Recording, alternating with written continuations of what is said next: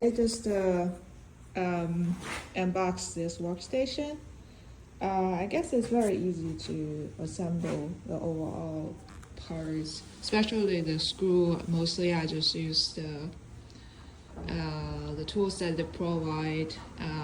As it's very easy to screw in, I just fasten it up at the end with my own tool. And I like the color schema.